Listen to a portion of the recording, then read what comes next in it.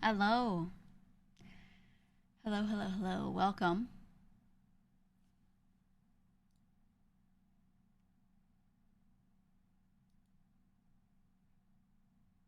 Welcome to the stream.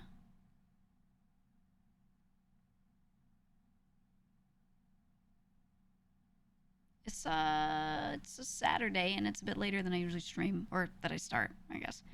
Um but I just really wanted to play more Blueprints. And I kind of felt bad like going ahead and opening it and playing it and continuing potential story discovery and all of that without that being on stream. So I wasn't sure if I would do it on here or on alt, but I figured I would do it on here. Whatever, fuck it. I don't care, I just want to play it. So I figure I'll just keep it on the same channel that the initial playthrough is on. So fuck it. We'll do an extra stream. Why not? Why not? Especially because, you know, as I was playing it, it was becoming more and more obvious to me that they're going deeper with it. They're going deeper with the story, you know? Um, it's not just going to be doing runs of something and just doing a couple puzzles and getting to the end and going, yay, right? There's going to be a lot more to it. So, yeah, I was like, okay, I want to make sure I stream all of it because if I find out something off stream and then try to recap, like you know, I also don't know how long the game will be, so I didn't know if I would sit down for a second session and then I would just beat it or something. Like it could be way longer, it could be shorter, I don't know. Um, so yeah, and I'm not spoiling myself on it, so I figure I'll just go live during it. Why not? Sorry, I keep yawning. I'm not actually tired though. I just can't stop yawning all day. I can't stop yawning. Thank you for the prime, by the way. RuneCat, thank you for the tier 3 for the 32 months. Newt with the tier 3 32 months as well. Sidekick 13 months, Maya 18 months, and Sisrock 4 months. Thank you all. It's gonna have a room where you play the entirety of Outer Wilds. Well, that's the thing, right? It's giving me the same vibe of kind of what the point of the game is in a way, right? A lot of environmental storytelling and all of that. So I'm enjoying it. I'm enjoying it. It's just a discovery puzzle game.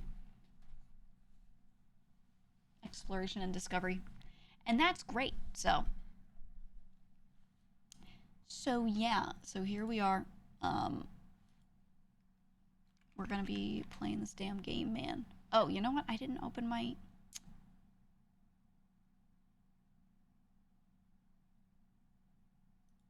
I didn't open the thing. I'm opening the thing. It was the thing that runs TTS. I didn't open it. Here we go. Let me fix that.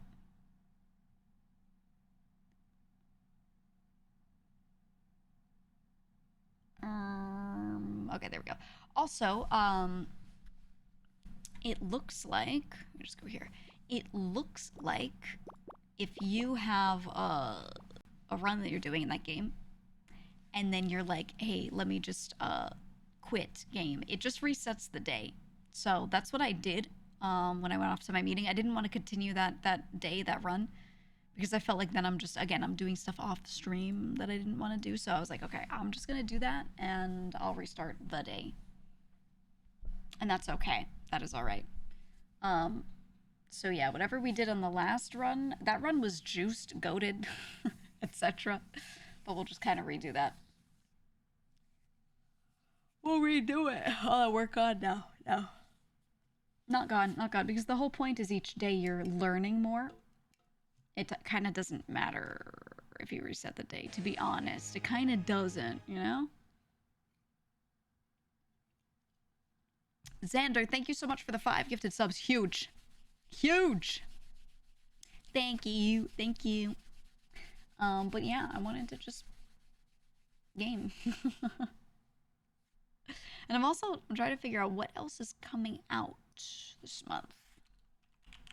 Let me see. Game releases. I'm trying to get my stuff kind of sorted for this month, you know? Let's see what we got in April. Okay, blueprints happened. There's the Talos Principle reawakened.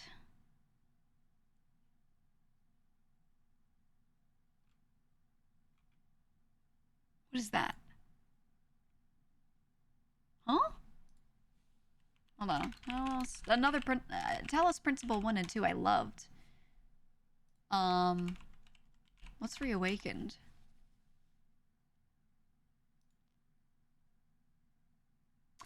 Oh, yeah, modernizing the first game. Okay, okay. Interesting. That's really, really, really interesting. Okay. Yeah, they're kind of like just enhancing the first game so it's visually beautiful. Oh, it's really improved actually as I'm looking at some of it. I guess they basically remade the first game in the second game's what's the word? Engine, sort of? Yeah. Ultra HD 4K remastered. Yeah. Pretty much. It says oh, something that's really cool is they're also adding a puzzle editor so you can make your own puzzles. That's going to go crazy. And they have a new chapter as well. An expansion. Interesting. Okay, well, I've always recommended that game. If you have never played it, this is probably the way to do it. I'm gonna imagine. Was loving the second game. I still need to finish it actually. I shelved it, but I really want to get back to it. Okay, so that's coming out. No, that came out. That came out Thursday. Okay, there's that. I'm scrolling. Was there anything else I was really excited for?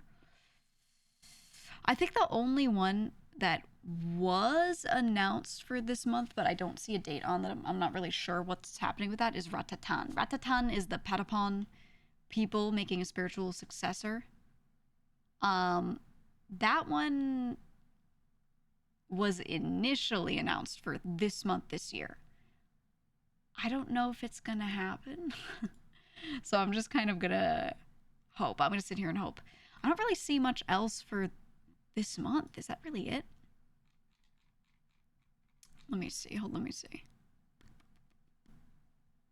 No, there's more. But is there any more that I actually want to play?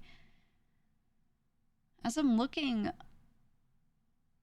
there's nothing coming out for the rest of this month listed that I really, really, really wanted to play, except that if it happens.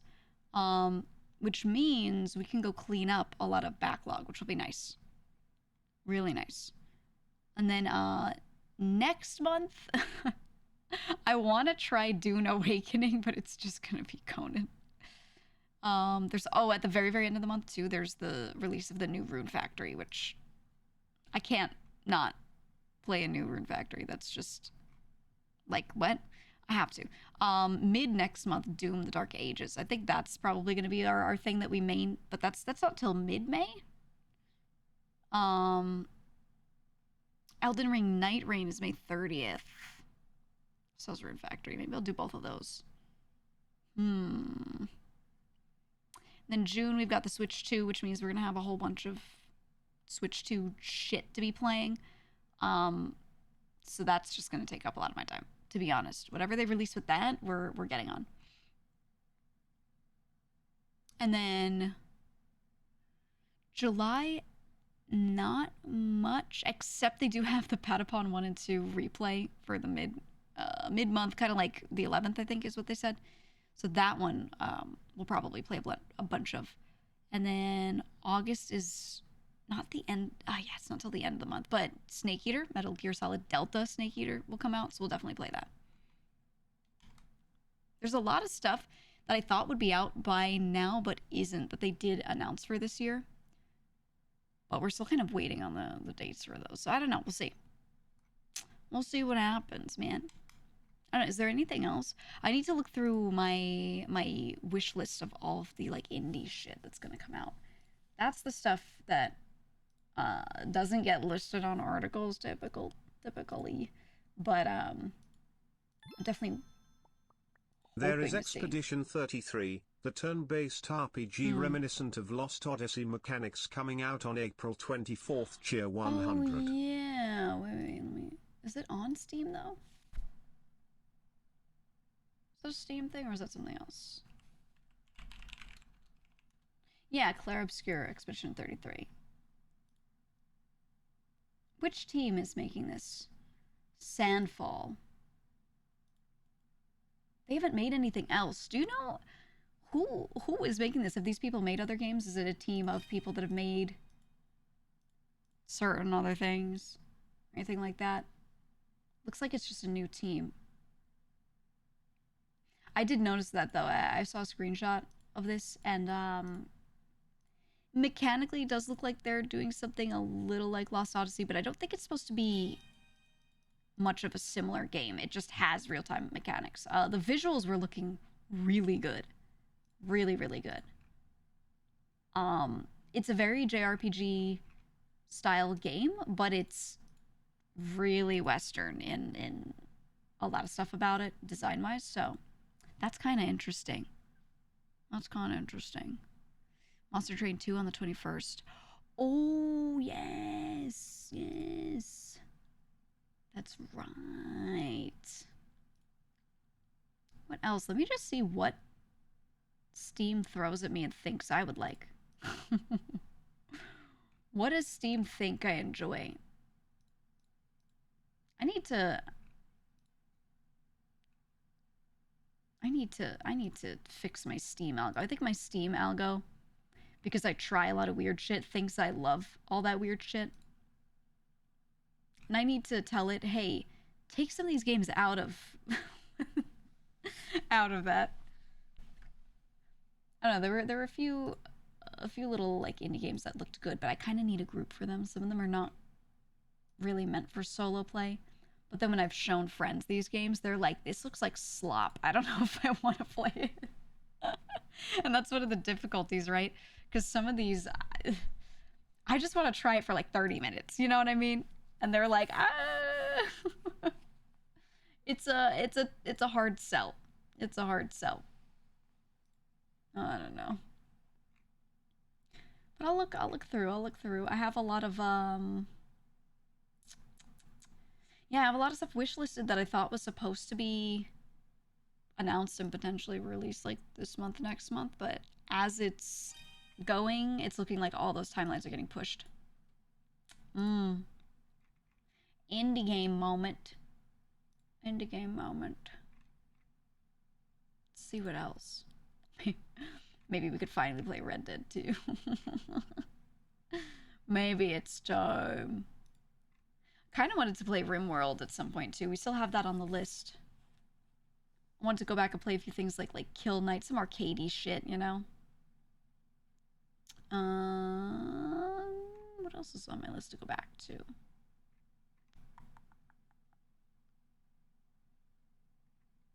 Honestly, there's not much. A lot of this stuff that I was looking at looked cool, but I didn't end up going for it because I just watched like two people play little bits of it and went, it looks like shit. There's one really cute game that I wanted to play. I have no idea what the point of it is. It's just called Locomoto. It's released on the 8th, so what was that, Tuesday? And it hasn't been played by a lot of people. It only has 122 reviews.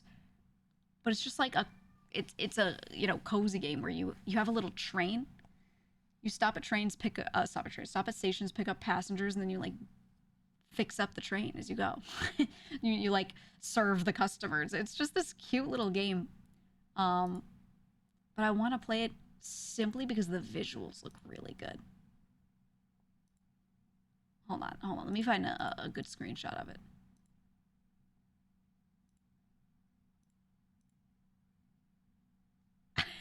Here we go. I just looked at it and I was like, That looks nice. My eyes like that. Here. Here. Look at it. Look at it. This is the outside. You go in the train and you go around and you I don't know. I think you pick up customers at the station and then you could like paint your train and do some shit while you're at the station, and then they get on. They're all little animals, and then you go and like serve them. It just looks really cute. I was like, oh, I think I need to play that. Yeah, very soft art style. It's true. It's true. So it looks like that. You have like these little characters that they'll be like, oh, I want you to bake me a pie and I'll go eat it. And you know, that's incredibly appealing to me. Look at this. Look at this. Don't you want to play that? Don't you want to get on a train and give the little animals their little dinners, their little din-dins? Oh my god. And you could put on little cosmetics like a tiny hat or a scarf. What's not to like? Oh my god, here. Moo!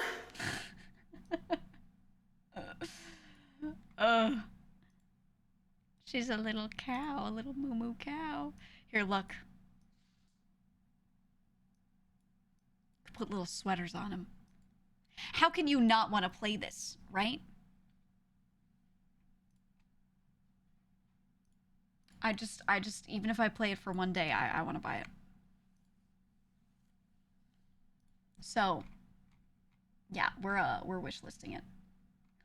There's a demo.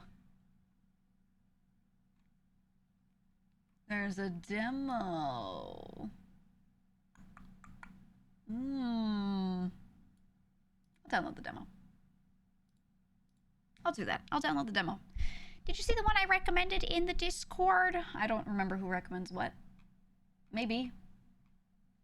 I check suggestions channel at least once a week. Okay, so that one looked good. God, what else was there? I feel like the beginning of this year has been a little dry because last year they went so hard. So now I'm thinking we go through Backlog. There's also Bergie's Cozy Kitchen, which like I get to run a little burger shop, a little restaurant. But the thing is, the little characters that come up and order things, their order messages pull from the chat. So I can link this to chat, and then like you could type that, and the little guy will walk up and be like, I want to eat some fucking snacks, and it's because one of you typed that. You know what I mean? I like it. I love him. Yeah, he's just a little fucking duck, man. He's just a little fucking duck. I love him too. It looks like it might be incredibly simplistic. And the thing is, this game is not meant to be like you can play it as hard as you want. But one of the things that they showed was that you can actually minimize it and leave it in the corner of your own screen. So basically, you can set up. Hold on, let me show you. I gotta get a screenshot of what I'm talking about. They make it so you can set it up as like a Pomodoro timer. So there's a game mode. This is what I think is like nicely appealing, okay? And I like this a lot. So here's the idea. When you're in this game, you select a game mode, right? One of them, yeah, do you hear Wolfie? One of them is this. A customer comes up every however many minutes to order a thing. Which means if you're the type of person who uses this method to separate out your tasks as you're working, you can use this game and have it running and have the customers come up every however many minutes to kind of break up your tasks. So one of the things that they were showing with this game that I thought was really cool, and this is what made me want to just like support it and try it, was they showed a window of some guy working on a task. Okay? And look, he was resizing the game on the bottom right. And the background is transparent, right? So the little duck is just walking away from the counter and the little timer is going. So you leave it in the bottom of your own screen. It defaults to it being in the front. You have your active window there. You're doing whatever you're doing. And then when the time is ripe, when the timer is going off and you've done your 30 minutes of your task or whatever, and you need that interruption of that timer going off, instead of just the timer going off, the little customer comes up. I thought that was just really nice. I thought that was really, really nice. They made it so you can even just throw it on your own stream too. So, yeah, I like that. I like that. I like games trying to, I guess, integrate themselves into people's day a little better, especially when they're casual. Or this, there's a chatter typing a message. I don't know. Stuff like that is cute. Stuff like that is really cute. That's a good idea. I don't think it's like the most revolutionary thing ever, but it's nice to see devs try to do stuff with their really simple games to like integrate it into your life better than just, you know, throwing it up there and being like, yeah, play this for 10 hours straight. You know? It's like when Kuro was playing Repo and playing Tekken in the corner. Oh my god, yeah. When I was playing GTA and I was stuck in the jail cell waiting for them to send me up, so I just opened Balatro and just played that while I was waiting for people. You game while you game, man. You game while you game. It's the way to do it. Oh, I love that. I love that. But yeah, I thought it was cute. I thought it was cute. I honestly just like, even if it's mild chat interaction, the fact that I can have you come up to the counter and say a thing, I love that. I love that. Was there anything else on here? I'm trying to think. There are a bunch of other little games that I looked at. I think realistically, everyone's just playing Schedule 1, hanging out. There's kind of nothing going on when I look at it. So I have haste set up. We're gonna do haste at some point. God, what else? We could continue Kazan. Atomfall I looked at, but looked... I don't think I liked it that much. It looked okay. It looked very okay. I actually really liked Assassin's Creed Shadows and would not mind continuing it at all. I did want to finish Split Fiction. We probably have a couple more hours of that. So going back to that would be good. And that's it. That's it. I was hoping the Wilds update would have more content with it. It is reasonably small, so we kind of got through it quickly. Kind of did. So there's no category showing? Really? Refresh. Refresh. There should be. There should be. Yeah, there's basically nothing else. So I'm thinking we go back to old stuff and continue things. We start some of those older things. And we focus on just getting through some stuff that we never finished. I think that is the way. I think everyone is still just playing Repo and Schedule 1. And that's like it. That's it. How is there nothing? It's crazy. You're waiting for Arch-Tempered event at the end of the month. Yeah, I mean, they'll always update stuff. There will always be event quests, etc., etc. You know, it'll exist, but it ain't much. It ain't much. It's not that many hours, you know? We'll see. You finished the new monsters at 12 a.m. the same day the update dropped? Yeah, I mean, they could spend a whole lot of time developing a new fight, and that new fight, people will finish it within an hour. So, like, okay, you know, okay. That's how things are going to be. Then again, this is why I was taking my time, and I was like, oh yeah, I'm not going to sit there and go and completely just speed run myself through it. I saw a lot of people going crazy grinding HR very early on, so there are people who are currently at like 500 HR. I did not see the point because I knew that the updates were going to be dropped very slowly, and I'd rather slowly work through stuff at that same pacing. Otherwise, like, you go and get all the best shit instantly, and then something drops, you defeat that thing in 40 minutes, and you're like, okay. Right? So, I'm good. I'll give it time. I'll give it time. Anyway, today, though, we're going to play Blueprints, because I just wanted to continue it very, very badly. And it's a good time to tackle the backlog. Exactly. I have so much in the backlog. I have so much. I have There's part of me that wants to go back to Kingdom Come Deliverance 2. I could play more Nine Souls if I really wanted to. I could always do more runs of some games that we haven't played for a long while, like Cobalt Core, that kind of shit. Never finished Foodie. We could go back through Foodie. Hey, I could always do the classic. Let's just do another run of Sifu, why not? Because I love that game so much. I will just replay it 20 times, I don't care. I could always replay The Witness. I kind of want to replay The Witness. Every roguelike deck builder ever I could revisit. Part of me wants to go back and do more deep puzzle searching in Animal Well, but I've been doing that on my own a bit, and it's cool, but I'm good. I think I found a bunch of the deeper puzzles and understood what kind of stuff was waiting for me and went, yeah, I don't really care about this.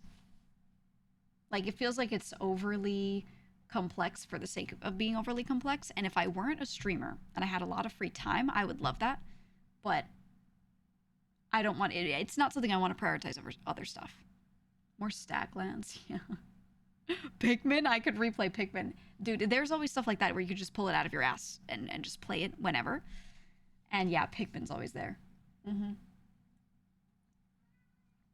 Really replaying any old GameCube thing is good.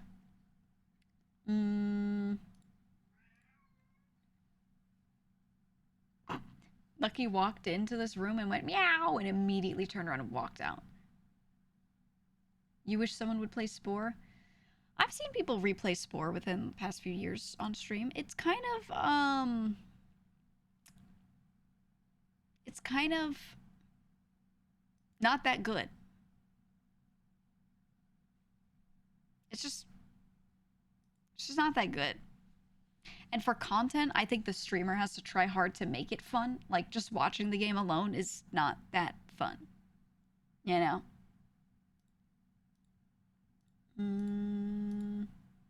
Looking through everything I have here. Dude, I could always do more Ballionaire runs. We never did that many runs in that game, and I really liked it. So, Ballionaire hits the brain. Hits the brain the right way. We will do blueprints. I'm just scrolling through everything. I'm gonna remove. There's one I'm gonna remove there.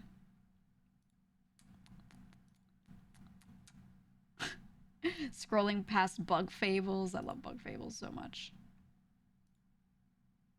I really want another Cocoon. Cocoon was so good, and I played the game and finished it, and it took me 5 hours. And I was so sad because that game was incredibly good, and I just wish it were longer, man. I wish it were so much longer. It was incredible. God, what else? I'm clicking through all of these. Die in the Dungeon was solid. They did the full release. We played the fuck out of the demo. In February, they did the full release. And I played a little bit of it. I kind of want to go back and do more runs of that. That was really good. I think this month, if we don't know what to do, I say fuck it and I pull out any old roguelike that I like and we go play it. I could just go play FTL. Why not, you know? most played game of 2012 for me, or 2013. Which year did I play the most of it? I don't know. One of those years, it was like my most played game. I cannot begin to tell you how many hours I put into it at the time. It was unhealthy. I want to try that Lone Star game too. It apparently is FTL Meets the Bazaar. I kept saying that recommended, but I didn't click on it because it was just a logo. Let me see.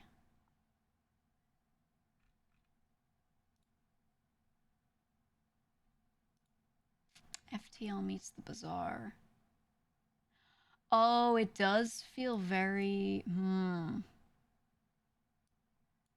I don't know if it's FTL Meets the Bazaar so much as it looks like Cobalt Core to me. Did you ever watch me play Cobalt Core? It was this roguelike card game with spaceships, and each spaceship had a piece, horizontal piece, right? So you had like 5 slots, and on each slot there was a thing. And if you had a bigger ship, maybe you had 7 slots, whatever. Basically, you could mount a cannon or an item on the front of each of those slots, and sometimes a slot would just be empty so things could pass through it. And you were just attacking another ship that was across from you on the same set of lanes. Imagine like bowling lanes, right? So if I have a cannon on the leftmost side of my ship and I shoot, that if there is a thing on that same lane that I'm shooting at, and it is also a piece of ship, then I will hit that piece of the enemy ship and damage it. But if there was them shooting a rocket out at the same time, then what I fired out from my cannon would hit their rocket because they were in the same lane and cancel each other. Things like that. So when I look at this game, Lone Star, it actually reminds me more of that game. But that was a less played game, I think. That was not as popular, but I thought it was really good.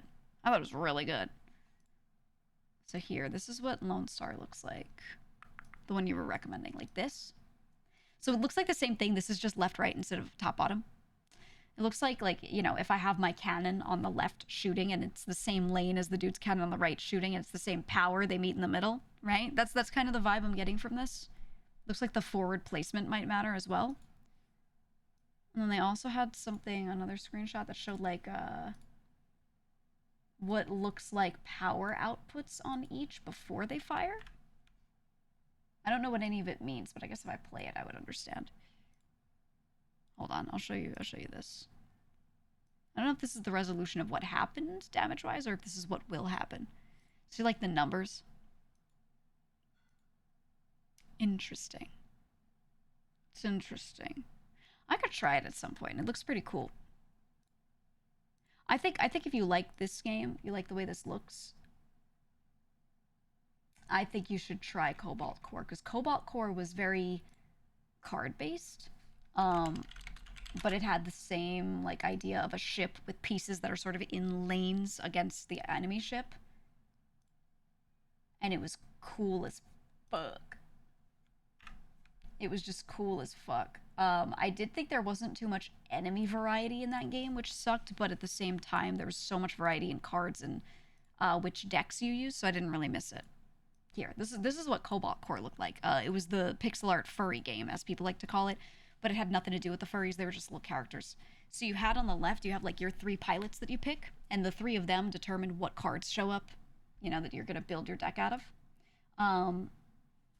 So then you have your deck. You see your cards on the bottom. And what you would do is you would play these. You would select a card and it would do the thing. So multi-shot has like 2 attacks, right? So when you have one singular cannon, is it like bluish lane? There's a lane that's slightly bluish. That's their cannon. So it would shoot 2 shots, 1 and 1 out of this, right? And so that it would hit them and their health bar up top would go down by 2. That's that. And then you also have like the movement cards. So the one right next to the green one is showing that you can like move things left or right. And you could even stack up moves. So within your turn, you could move left and right however many times you had that resource stacked up. It was cool as hell. This game, highly recommend. And it looks and sounds a little bit complex. You play like 1 round of it and it's super easy to understand, to be honest. It teaches you as you go. And there was a lot of deep lore to it, so like I kind of want to go back and play more just to unlock all the story. Anyway, this is called Cobalt Core. I recommend it. I recommend it. I really loved that game. I always wished they had higher budget so they could make more individual fights, more unique fights happen. That would have been nice, but small indie studio, what can you do, you know? What can you do? But that game was a banger. Yeah, Radu's Cobalt Core. I think out of all the deck builders that have come out in recent years, I think that was actually one that I went back to the most.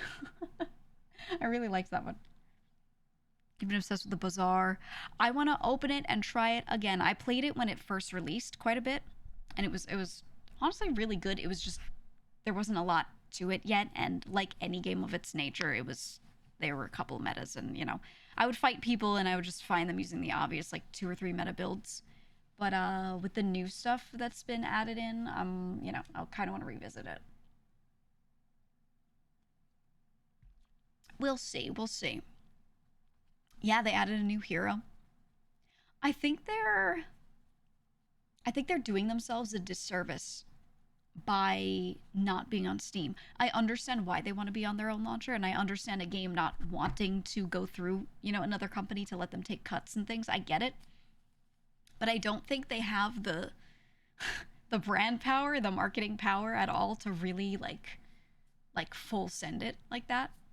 So I think they need to be on a different launcher, to be honest. I think they should just be on Steam. IMO. Honestly, what they should do is put themselves on Steam, but cost more on Steam. That's what they should do. Cost more to cover the cost of the cut that Steam would take, and that's it. Monetization is fucked. When I was playing it, it didn't seem like it was fucked. I don't know if anything changed. It's free to play right now. Yeah, exactly. Wouldn't be surprised if that's against Steam TOS. I don't know. I don't know if it is. It said NFT. Do they actually do that though? Pay to play ranked? I think that's fine. The way they have their system, I think it's fine. Let me look this up. I'm fact checking.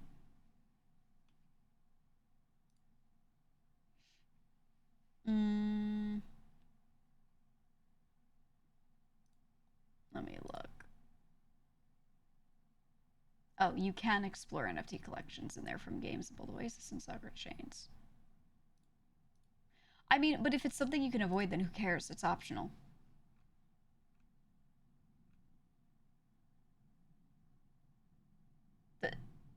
Do we care?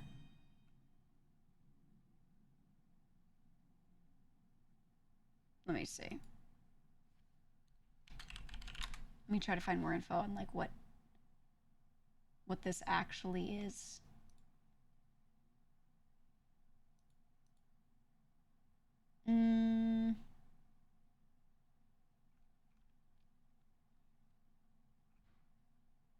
Let me see.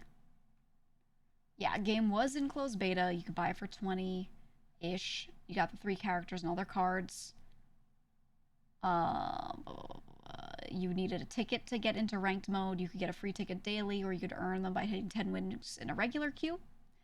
You could also just purchase them if you wanted. Which I think is fine, personally. I think that's totally fine. Then they did the open beta. They added battle passes, which is a $10 purchase and runs for 30 days. That's normal. You do get ranked tickets and expansions in there. That's fine. Expansions, battle passes, that's whatever. Optional subscription. It's $10 a month. This is an additional thing. Gets you cosmetic bonus experience for battle pass and doubles rewards with ranked runs. Okay, so that's optional. I don't care about that.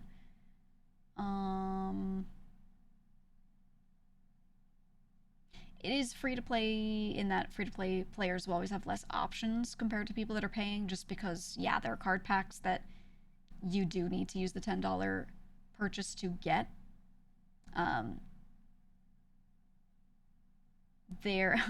The creators claiming that those cards are not inherently better, but You never know is my thing. You never know on that. I'm always sus of that, right? Like when it comes to balancing that sort of thing, I'm always kind of like, I don't know. But also like Reynad's saying they're not better, but hasn't every single card game always had a fuck ton of power creep? Like always? I mean, you know, like as someone who's played a lot of card games and a lot of things like that, I mean, right? I mean, I don't know. I don't know. And also with him, I don't remember too much about his past, too much. I just remember having played a lot of games, him doing some things that I didn't like. I remember him doing shit that I thought was a little crazy because I played a lot of Hearthstone and I just remember him complaining about fucking everything. Just whining and complaining about everything, when I was playing a lot of Hearthstone. And, I eh, eh, it is what it is, right? You play a lot of games around these people and you get used to them. I used to roll and smoke them, by the way, sometimes. I used to play a fuck ton of ranked. And I think of all games that I played, ranked in Hearthstone was my best. And yeah, he got rolled and smoked. Who fucking cares, dude? Smoke that pack, you know what I'm saying? I don't know. I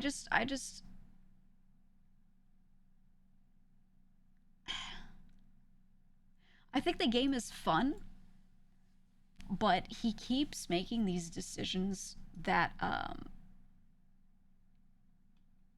make it like whatever people say they want, he's like, no, we're gonna do the other thing, and I promise it's the right choice. Right? Like that's kind of the way he always was. Do So they I whine don't know. about Hearthstone? I Mhm. whine because I'm playing Hearthstone faction redeems chat. Yeah, I complain because I'm stuck in this card game hell. uh, I'm not seeing anything relating to them actually rolling out those NFTs though. Is it even? Is it active? Like what? What? I'm looking. I think the thing I didn't like was the pay to win kind of thing. It is okay. You can't just say it is and then not tell me where I can even find this information though, because that's what I'm trying to do. Let me see. Thing is, this game is still like baseline fun. He could just like repeal a lot of this and just let people play the game, and I think they'd make a lot more money. You're very happy with how Local Thunk operates. The way Local Thunk operates and makes and distributes Balatro is good. However, what he's doing is not going to work out for a lot of people. So while it's great when a lot of indie devs just put their thing out, don't have any transactions of any kind in there, nothing, that's cool. That's how you don't make money. And the only reason it worked out for him is because a lot of people played his game.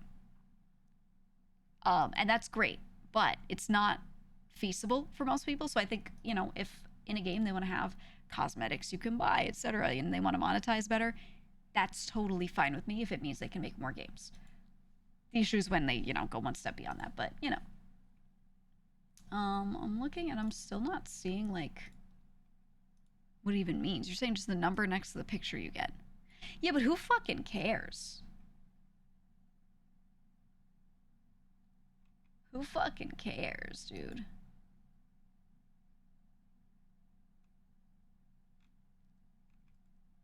I don't know. It looks like they have it so that certain things you get in the game are technically on a blockchain, but it's something that you can completely ignore when you play the game. It's not something where you have to like make an account somewhere, interact with it in a certain way, etc. So as long as it's something that I don't have to interact with, I don't care. Because that is not inherently bad for something to be given a token and then I just don't care about it. That is not inherently bad. It's what you do with those that could be bad, and right now it seems like they do fucking nothing. They're just a collectible, so I don't care. You get skins over and over just with a different number. Yeah, that's what I'm saying. You get a token relating to it. Why do you care? It's annoying maybe to like have to look through a list of the same skin or something, but that's it, really. They could just change the UI to fix that. I don't know. I like legitimately don't care if a game throws something like NFTs or some shit in there. If it's something again that like does not affect you. It's when it's the monetization stuff outside of that. You can put that aside. Like I don't care about that. It's the monetization where they actually lock a lot of things behind a paywall and you know, it becomes basically a bit pay to win. That's the actual problem. Because that actually does affect people, and that's where you're like, all right.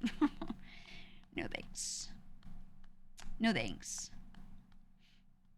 Yeah, you said on the free-to-play release, there was absolutely zero way for free players to get ranked tickets, meaning there was no way to get free card shit. Was it zero? I didn't look into it. I didn't even play it at the time. I'll have to look into like how they did it. I mean, then again, you know, this all boils for me down to I remember this dude streaming Hearthstone a very long time ago when I was playing a lot of it, and he would whine and complain about everything, and I was like, that dude seems annoying. That's it. And then years later, I find out he's making a game, and I was like, oh, I remember that dude complaining about every expansion, and he was just like always really contrarian with his chat and about his Hearthstone opinions. And if I ever saw a clip of people going, this expansion is bad, he'd start telling you why it's good. Or if they went, this thing is good, he'd start telling you why it was bad. And like that was like his entire existence to me. That was what I knew about him. So, you know, then his game comes out later and people are like, this is bad. And he's like, actually, it's great. I'm really not surprised, you know? That's what I'm saying here. I'm really not surprised that the dude who, like, was contrarian about everything Hearthstone ever did would make his own game and then not listen to the fan base of the game. You know?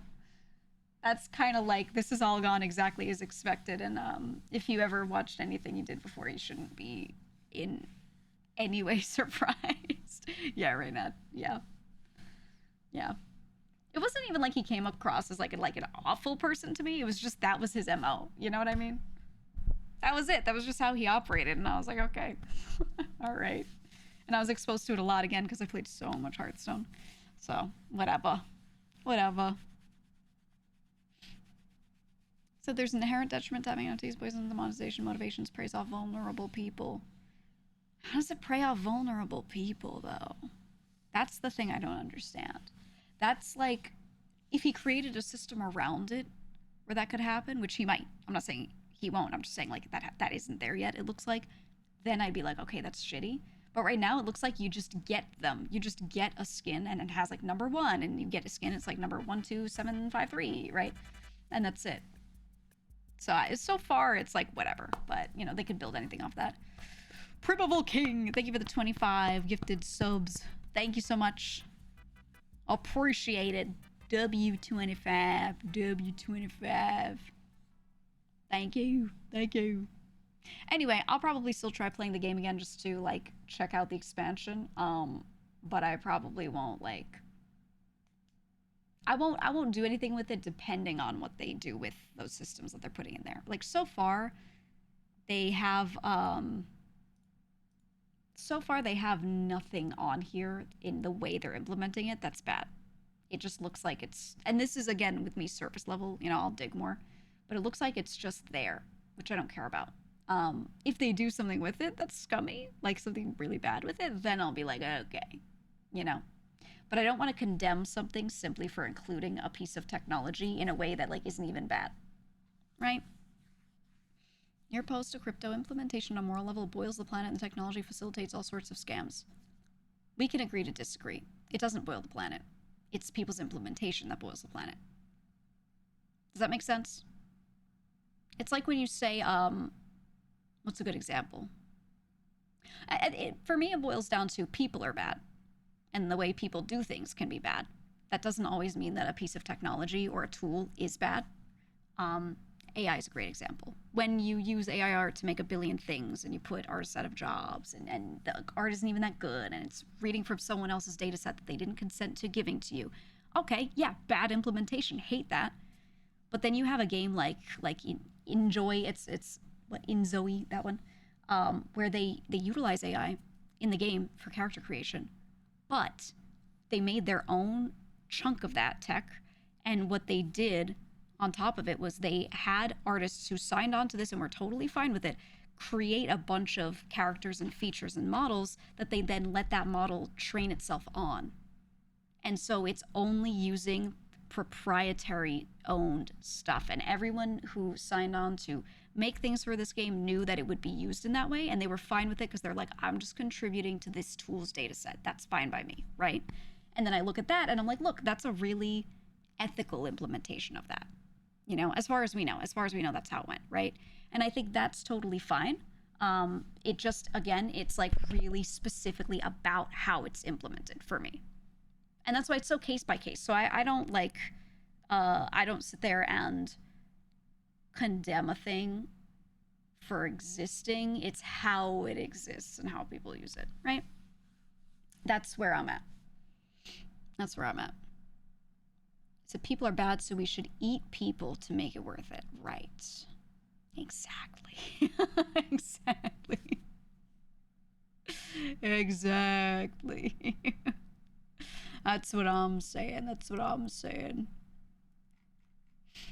Literally boils the planet like it uses way too much electricity for what it does. Not necessarily. That, again, depends on implementation. Oftentimes, it does use a lot, but then when you compare it to a more human-led or whatever version of it, it's actually more efficient. And it depends on what that is.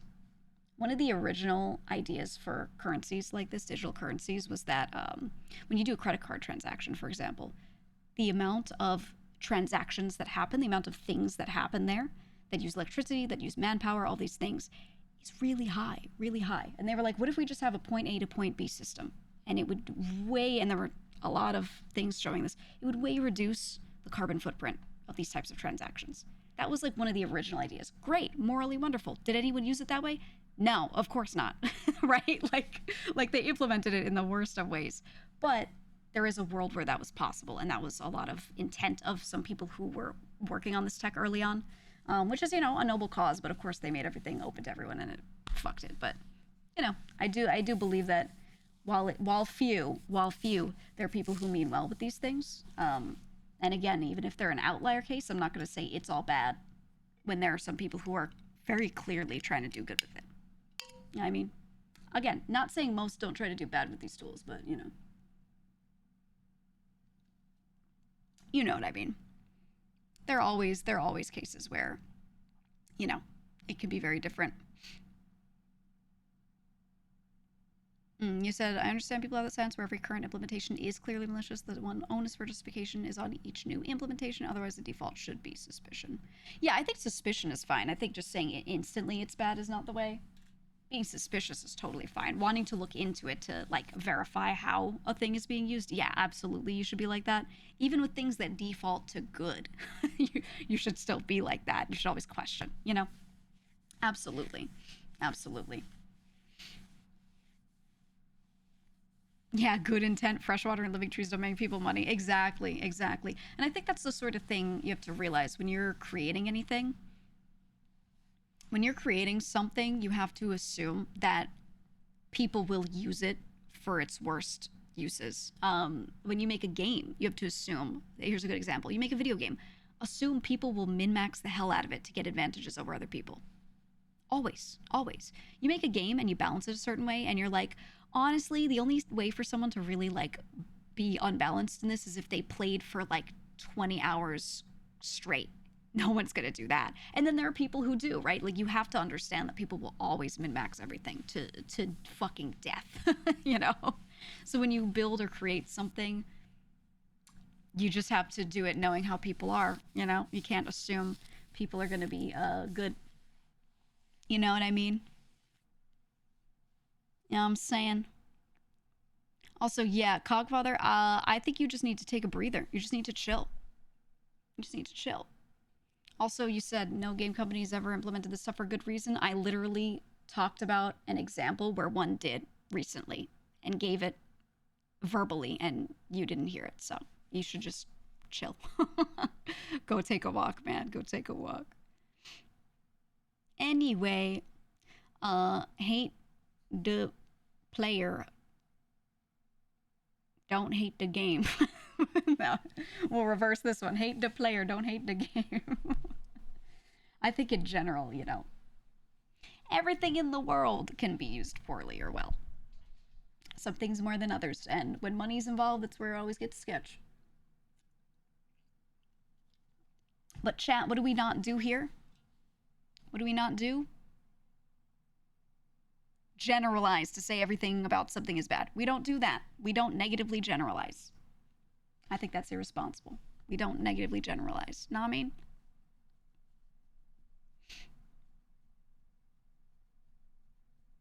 We just don't. We just don't. VTubers.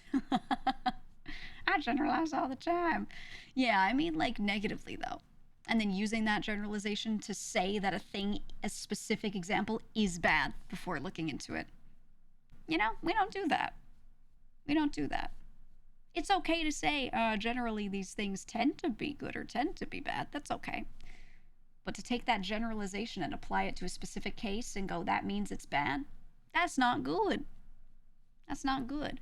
Imagine if you did that about people and you said, hey, you know, all of this group of people generally do X. Therefore, this one guy who's from this group of people does X. What do we call that, guys? Some really bad words. So let's not do it to anything in this world, is what I'm saying. You know what I mean? So we don't like to apply generalizations to specific examples. Know what I'm saying? You picking up what I'm putting down?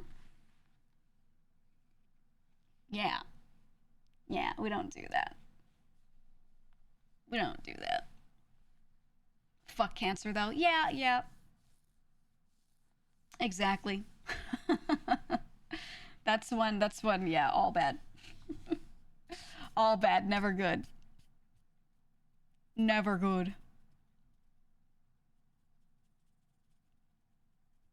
Never good. Yeah, what you said, Lord. That's what I'm saying. Tools are tools, users are users. Exactly. Exactly. And that's why, if any of you are aspiring game devs, you should assume that every single player has the potential to try to do everything they can to break your game. Even cancer can be good sometimes. Just look at League of Legends. Look at it, what it's become, man. Look at that. Oh, man.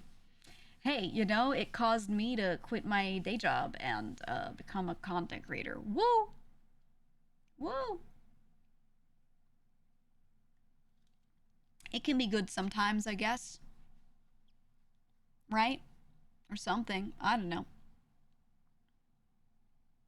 League did? Sure. No, my cancer did. You fool. Alright.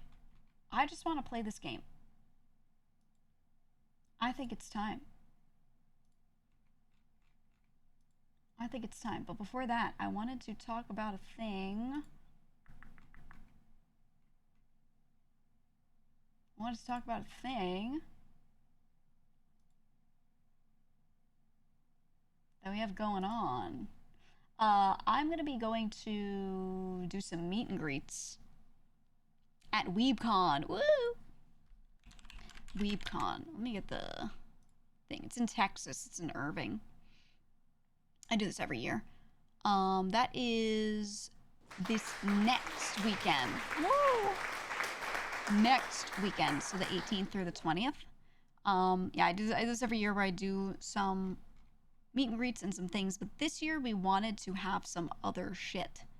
We wanted to do some merch and stuff that will be exclusively available there.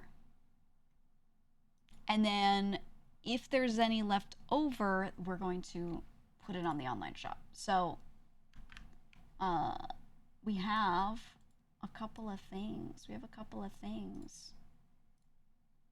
I will say the eye patch is on the wrong side on these because it's a thing that can be viewed from both sides. So before someone's like, it's flipped, I know it's flipped. It's because it's hanging, and if you turn it the other way, it won't be flipped. Okay, but look, ooh, to start, we have 2 keychains with my main outfit and with this outfit. Ooh. We have that going on. Ooh. So if you want to go to Weebcon, we're gonna have those. We're also going to have let me get the pictures of them. I'm gonna take a picture of just like a portion of it so you can't see the whole thing.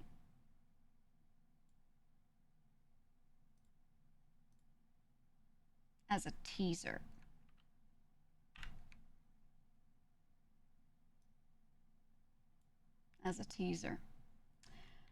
We're making these exclusive metal cards that you can kind of collect. And I want to show like a little portion of the card art. A little portion of it, not the whole thing. A little chunk. Ooh. Ooh. Look at that. I just don't want anyone owning the digital version, you know what I mean? That's why I'm not putting it huge on here. And then wait, they sent me a little like picture of the 2 of them next to each other. They did a print test and everything for me. Okay, let me take these off. Hold on. I'll show you the print test. So they're like these metal collectible cards that you can grab. They're going to be very, very limited. We're not going to have a fuck ton. Look at that. Ooh. Ooh. So these are going to be available at Weebcon. We're doing a poster of each of these as well. So if you don't really want the card, you want like a full-size version of it because you like hanging shit up, then yeah, there will be poster versions of this. The metal cards, we're only doing a small limited print of each. So if you get them at Weebcon, you get them at Weebcon. Any that don't sell, we're going to throw onto an online shop after. But again, they're limited. So whatever amount of them there are, once they're gone, they're gone. There's none anymore after that. Okay. The keychains are going to be 8. Posters are going to be 10. Metal cards are going to be 20. They will be available for 2 weeks online after that. 2 weeks. Okay. So if you're not at Weebcon and you want them, they're going to be, again, gone basically like 3 weeks from now. They start selling after next weekend, and then early May they're gone. So more like 2 hours if they're limited. I'm hoping we order enough that it's not too bad. I put in an order number for them that I think will be okay. I think we'll see. But again, that's 18th through the 20th. That event itself, Saturday at 1 p.m. These are Central, so if you're actually physically there in Texas, 1 p.m. Central on Saturday and 11 a.m. Central on Sunday. I'm going to do my meet and greets. And there you go. And then this is, I'm doing it at the Novel Horizons booth. They were the ones who reached out to invite me. So if we have stock after, then we're going to list stuff on their site. So I'll post that when that's available, whenever that's available. But yeah, that's coming up. That's coming up next weekend. So if you are looking to go somewhere and do a thing, that's next weekend in Irving, Texas. Yeah, I'm excited. I love doing meet and greets. They're just my most favorite thing. I don't know. I wish I could do one like every weekend, but there's not an event every weekend. But they're the best, so I'm just excited for that. But yeah, the merch is looking really fucking good. I really love the art. Like I really love the art that they did for the cards and the poster and the artist. I'm just gonna post them here right now. Melty Rice is the person who drew them. I wanted to just make sure that I shouted them out. Um, they did such a good fucking job. Like, they were so good. So, slight not safe for work warning, but not that not safe for work. Not really.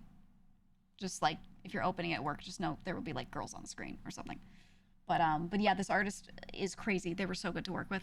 I absolutely loved them. So they're the ones who did the card art, and yeah, those will be available as full size posters as well. So that will be on sale at the con next weekend. Not this weekend, next weekend. And then for 2 weeks after that, it'll be available online. And then it's gone after that. Done. Dunzo. So keychains, posters, and those cards. There you go. And then as a reminder, we have some existing merch still available. So if you missed any of the old stuff, that's still there. I think a couple items are sold out, but we still have like low stock of something. So thankfully, anything you want, I think is still available for the most part. But yeah. Yeah. Can't find anything for the convention you usually go to in Dallas, so where they aren't going to do it this year.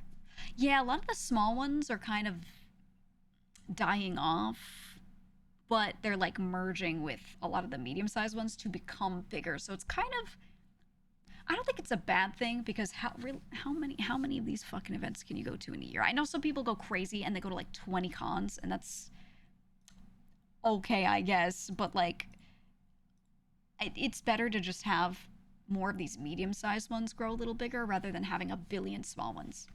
So it's good. And then, for me, when there are a lot of small ones inviting me, I just can't do all of them. I just can't do all of them, and I have to pick and choose. So, when there are more that are just going from medium to large and growing, and they're merging with a lot of the small ones, it's better for me as a creator, because I know more of my people kind of converge onto certain events. So it makes more sense for me to go and do a meet and greet, or, blah, blah, blah. So me personally, I'm glad a lot of the small ones have been merging.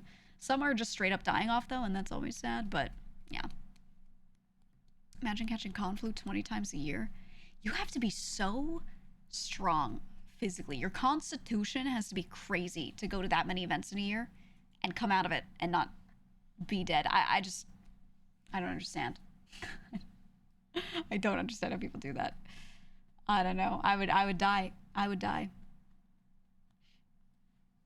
You're still debating on AX.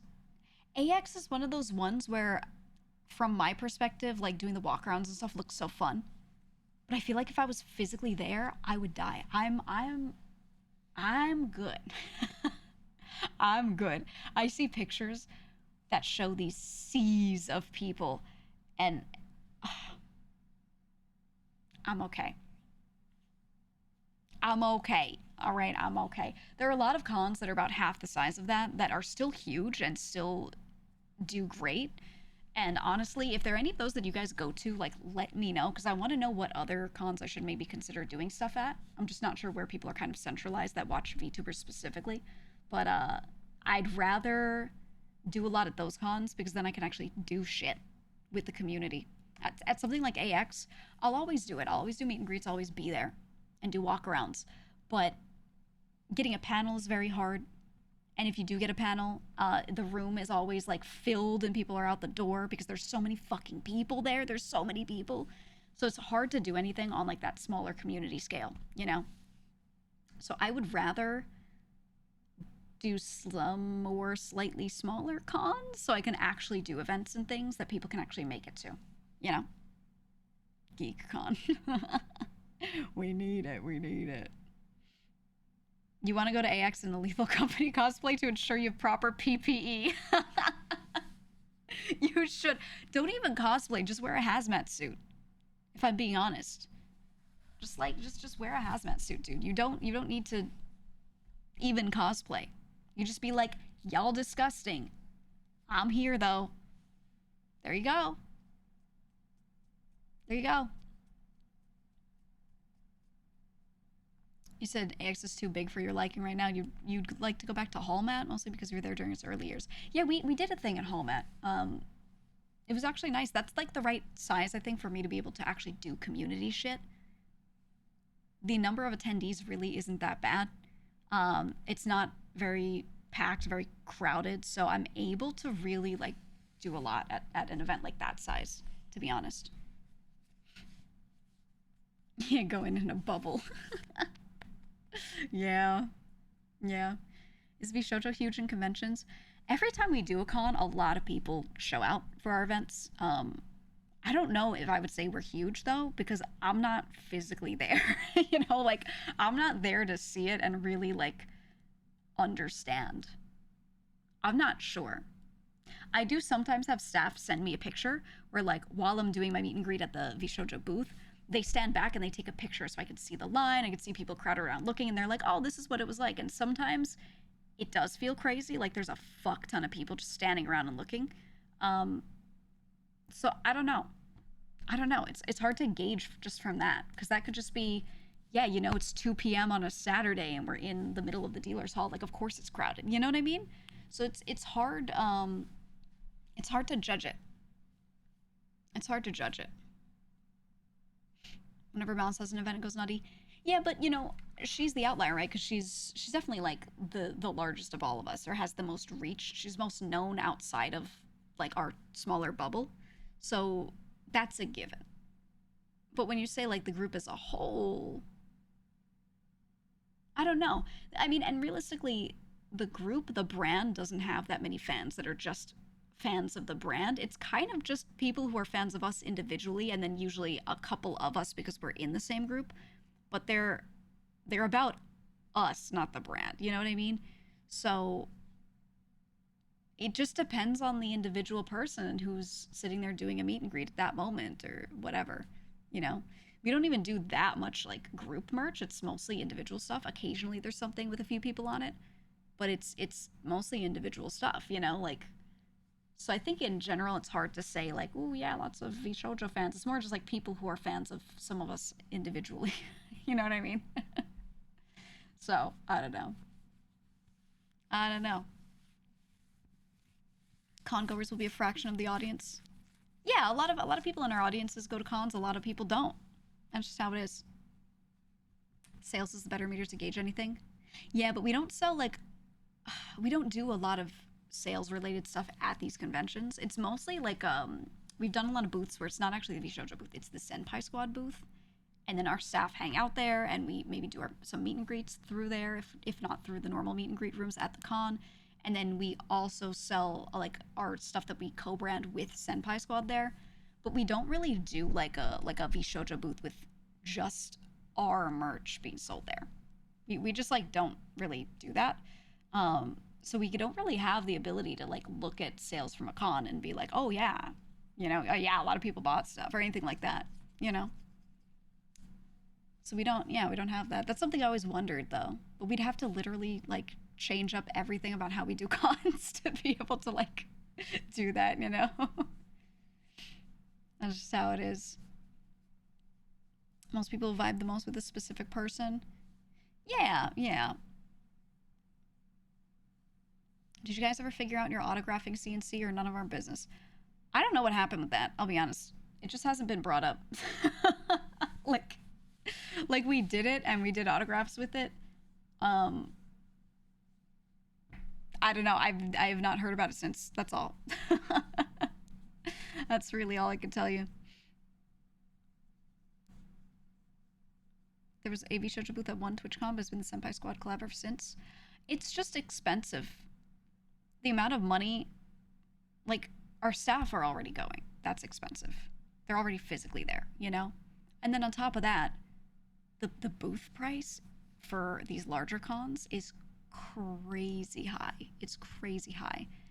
Um, so yeah, it's better to just do these things with other people because it would be different if we were like a merch booth and we were selling the whole weekend. But we're just like doing meet and greets and hanging out. You know what I mean? So it makes more sense for us to just do that with a company that we work with. If we did it differently, if we did go like merch focused or something, or we had a VTuber always at the booth for all hours to talk to people instead of doing like hour meet and greet slots, that would be different. But that's not how we do it. So, you know. Yeah, Bishojo pulls numbers, but not that big. I think people have a different impression of things. Yeah, like I said, it is just each of us individually and our brands. That's just how it is. You know, you said it's like 3K for a small booth at TwitchCon last I looked into it. Yeah, yeah, and the small booth is like it's like a singular folding table, right? It's a singular small folding table, and that's if you get it. So, yeah, I have thought about doing that just myself. As we do more merch with all of the faction related stuff, I've actually thought of just getting a small booth like that, maybe splitting it with another VTuber friend, and just being like, "Yo, let's just do like all of the stuff related to like mascots and all these little like marketable plushies, whatever the fuck. Just do it there." Yeah, you said at WonderCon, standard merchandiser booth costs 1.8K a day. Mm-hmm. And that's the thing is like, you could say maybe you won't sell enough to cover the cost, but you get something out of it because you can market, right? You're there at this convention and you're like, look, it's me, a VTuber or something. You could say that, but we already do a lot of things as creators that don't directly make us money like that. Like most people lose money running their YouTube channels and things like that. We already do it. So to add another one of those is just a bit crazy for most people, so they won't do it. you know? It's just a lot. It's just a lot. I've thought about it though. I have. I think if I was splitting it with a friend or two, like it would make sense. But if I was just doing it for myself, no. No. Unless the factions popped off for some reason that people really, really wanted to do stuff with those mascots, then maybe. But yeah. You said there's a network effect for larger VTuber cons. There aren't really many VTuber cons though. They're pretty much only like anime conventions that also have VTubers at them, right? So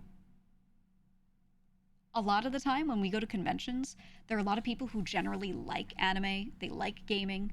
They're aware of what VTubers are because I think it's no surprise to that community that these exist, right? But they don't actually watch us. They don't know who we are. They might know Mouse's name and that's like it. So when we go to those conventions, I'm always surprised every time people show up to stuff. like like I don't feel large. So like when people show up to the meet and greet and they're like, "Hey, I haven't watched much of you, just a couple things, but I saw the booth and stopped by." I'm like, "That's really nice of you because I didn't expect you to at all." you know. I expect like 20 diehard fans to show up. That's my expectation in my head. So whenever more than that show up, I'm like, "Wow, ain't that something?" I don't know. Yeah, it's a small niche. It is. It is. I'm surprised you don't hear of VTubers at more tech expos beside TwitchCon. Yeah, yeah, it's because no one is really interested in this tech besides people that want to use it to stream so far. Genuinely. Like no one else is currently interested in it. That's why. 20 diehards show up, they're all me. It's usually people that chat a lot. Like every TwitchCon, I see Bite shows up, Sakura shows up, Roomcat shows up. like a few of you all walk in, and I'm like, there they are. At this point, I just know what you guys look like, so I don't know. Like there are a few of you where when you're just standing on the line behind there, and I'm like talking to like the first person, I just see you guys in the back, and I'm like, there they are. It's like the same few. It's about 10 people. It's about 10 people that like you could change clothes, you could cut your hair, doesn't matter. I would look at them and be like, I know it's those people. Every time. It's funny. It's really funny. There are a couple people too that like I don't always remember what they said their username was, but they'll show up to one meet and greet and I talk to them for like a minute, they leave. They show up the next year and I'm like, I remember you from last year, you wore this. And they're always like, oh, because they hate feeling seen. But there are a few that have shown up to like two or three. They're not even diehard chatters sometimes. They're just people that go to cons and they're like, I gotta make sure I say hi. You know what I mean? Off Kai, which is a VTuber con, got big enough last year to need to move from a hotel to an actual convention center this year. Yeah, isn't that crazy? Isn't that insane? I hope they operate things better. Look, they're nice people, but goddamn, it was hard doing events with them sometimes because it was just so disorganized. Holy. Holy. And to be honest, I expect that of a new con. How do you feel about title update 1 for MH? Mm. I love a lot and I'm super excited about the summer update. My boy Lagi is returning. I like it. It's very quick. It's very quick to get through it. So I'm hoping that off of this they piggyback a lot of better event quests and stuff. I don't know. I've enjoyed it though. It's nice to have Mizu in there, and I'm glad Mizu is like the current hardest fight, basically. So I hope they keep adding harder and harder fights. For sure. If GEEGA saw me in a con and clocks me as me before I speak, I'll cry and shit. I would know it's you, though. I would. That's the problem. I mean, maybe you'd have to speak first for me to be sure. Maybe. But I'm pretty sure I would know. Like, I probably would. I have a scary memory with certain things. And I'm pretty sure I would just know, to be honest. Then again, sometimes those mics at those meet and greets are cooked. They are cooked. So sometimes people speak on the mic. I think it's someone when I see them. They speak on the mic and I'm like, oh, that doesn't sound like them. So I'm like, hey. And they're like, oh, it's me. And I'm like, oh, it is you. You know, because like sometimes they just sound so different because we're on this Discord call and there's some shitty mic set up and they're like, hey, like Xbox micing at me. So, you know. Typical meet and greet convo, the bite comes up and it's casual switch to so how's the wife. You know, I think my most common meet and greet conversation at cons is someone comes up and is like, hey, I don't know what to say. And then I'm like, okay, you can talk about anything. How's your con going? And they tell me how their con's going. And they're like, usually like, it's good. Lots of people. I'm like, all right. And then they're just like, I'm so scared right now. I can't tell you how many times I've done a meet and greet and someone's like, I'm scared. And I'm like, what do you want me to do about it? I don't know. And then I answer like that and they're like, ah! And then, you know, then they like cry or something. I don't know. That keeps happening. If I meet you at a meet and greet, would my face be on stream? I want to maintain some anonymity if I have any left. No, I never stream my meet and greets. And if I ever did, I'd have them put up a big sign that says, this is live, you'll be seen, or something like that. But no, I never stream the meet and greets for that reason, because I don't think everyone wants to be seen. And, you know, typically when people show up to a meet and greet, they come up to the mic and they say hi and they say who they are. They usually say, oh, I'm this chatter, I'm this username. And yeah, so that's why I don't stream them, because I don't want people to have to like not say that or something because their face is there or you know, whatever. So yeah, if I do stream anything, it would just be walkarounds. So I'm not sure if I'll do any at Weebcon. Maybe I will. I'm not gonna stream anything Sunday because that's Easter Sunday, okay? And I love Easter. It's the high holy day for my Catholics. We have to celebrate. You have to celebrate. But yeah, so I'll just be doing the meet and greets and that's it. But maybe Friday or Saturday, a little walk around or something. I don't know. We'll see. He's coming back, baby. He's coming back. Big boy's back. I fucking love Easter, dude. My family has a lot of little traditions that we do for these things. And while I'm not religious, actually quite a few family members aren't really that religious, but they're very traditional. So while the traditions follow Catholic tradition, they're not really doing a lot of these things out of faith. It's just out of tradition, you know, celebration. So we have a lot of shit we do. No meat during the weekend? We don't do that. We eat a fuck ton of meat during Easter weekend. Yeah, that's one that we don't fuck with. We don't fuck with that. We do not fuck with that. What? We don't care. My friend calls it Feaster. Oh yeah. A lot of meat. Yeah, one of my uncles, every year he makes this like huge like crown rack of lamb and a bunch of different roasts and things. Big schmeat party. He smokes some shit. It's gonna be good. It's gonna be good. He also makes the.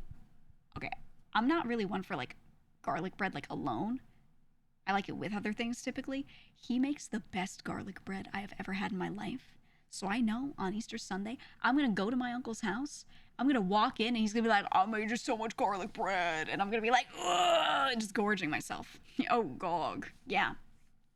And my favorite thing is this uncle, this aunt and uncle, they have a bird. Okay, this is not the same as one of my other aunts that I mentioned that has a bird named, well, I can't say it, but I think I can say it, but I won't.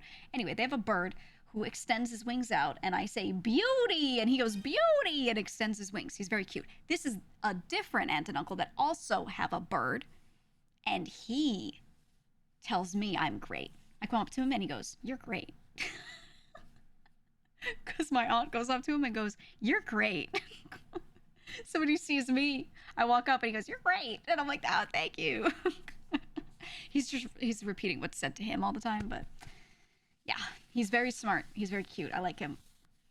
So I'm going to go hang out with my aunt, my uncle, a bunch of my cousins, a bunch of my extended family members, and their bird.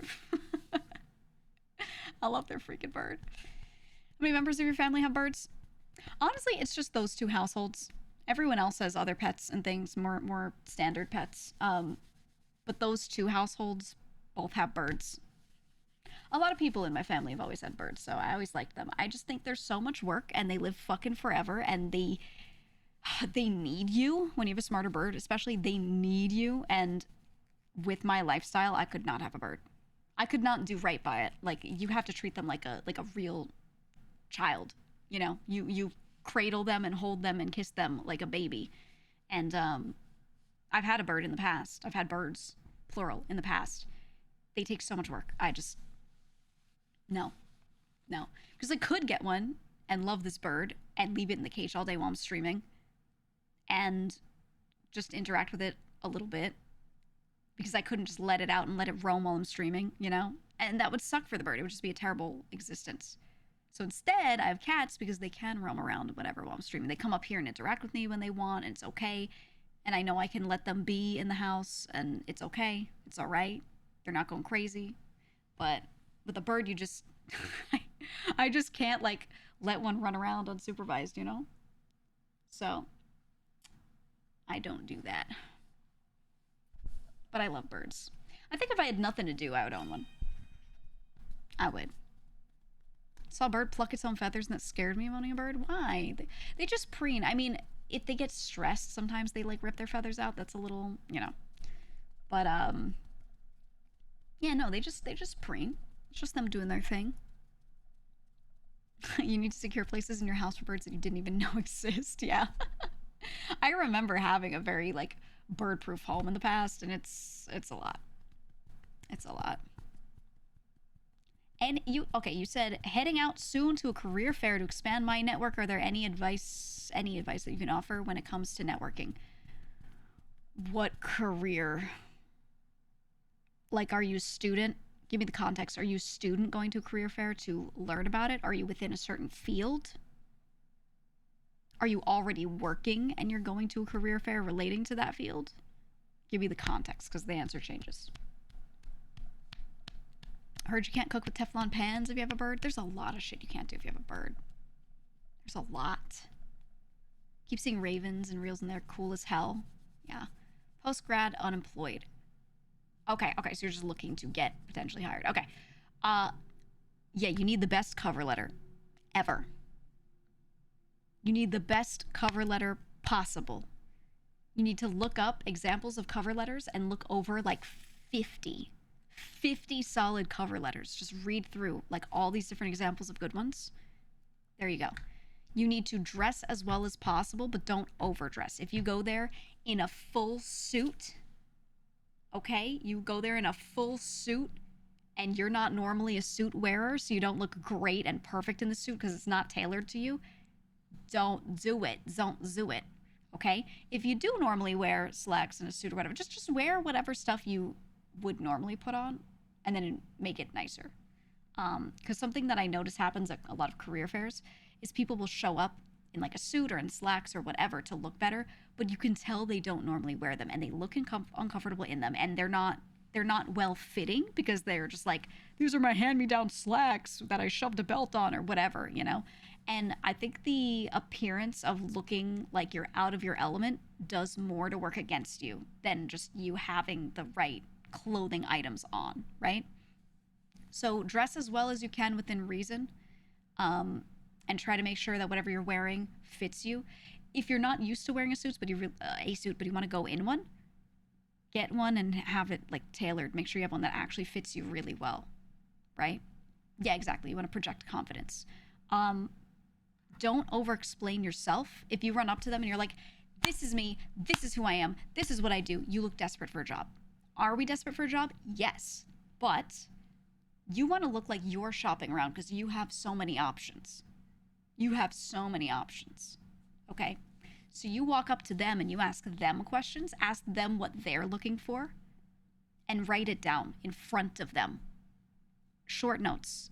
And don't sit there and go, yes, and write word for word everything and make them pause so you can finish writing, whatever. Just short notes that you keep to yourself in a tiny little notebook, and ask them a lot of things, and make them sell themselves to you. If they feel like they're working to have you understand what they do and why they're good, why they're better than, say, another similar company that's there, now they feel like they want you a little bit because you feel more exclusive. Okay?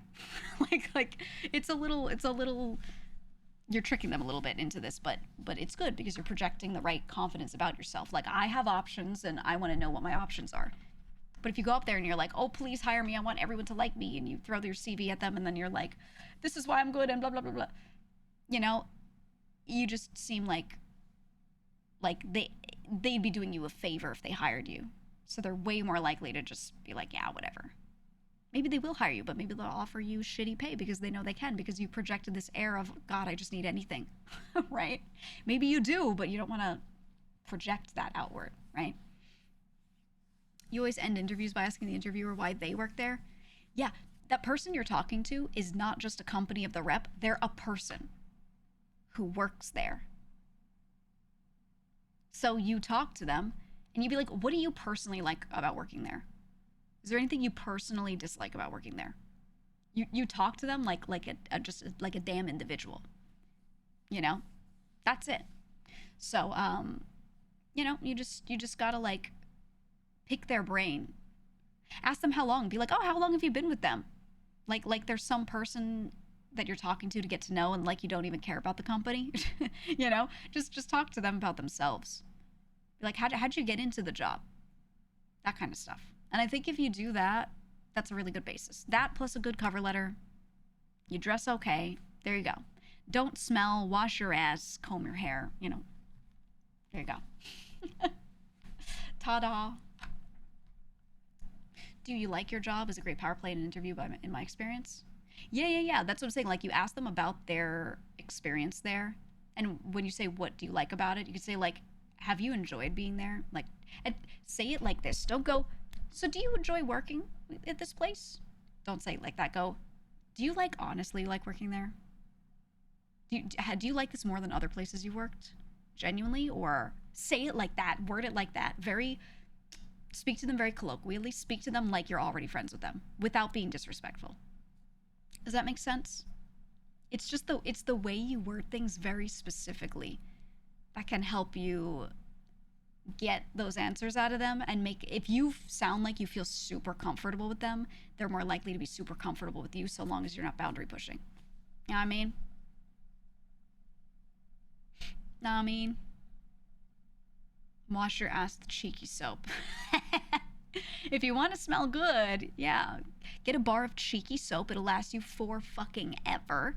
Wash your ass with it, and then show up to the interview, you know? Boom. And they'll be like, oh my God, is that lo-fi lavender? And you go, yeah, it is. It's lo-fi lavender from Cheeky Soap.